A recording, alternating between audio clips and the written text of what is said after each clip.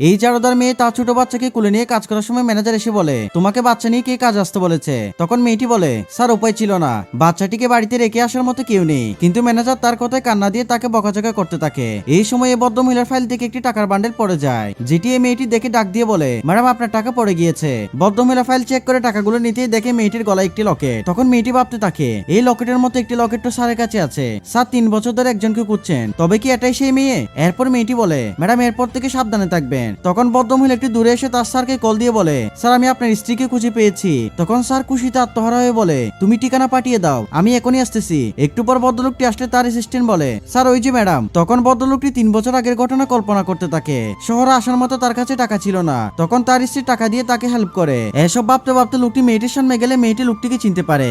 এরপর বন্ধুরা কি হয় সেটি দেখার আগে তুমি যদি তোমার মাকে সত্যিকারে ভালোবেসে থাকো, ভিডিওতে একটি লাইক দিয়ে চ্যানেলটি সাবস্ক্রাইব করো এবং কমেন্ট করে জানাও তুমি কোন ক্লাসে পড়ো।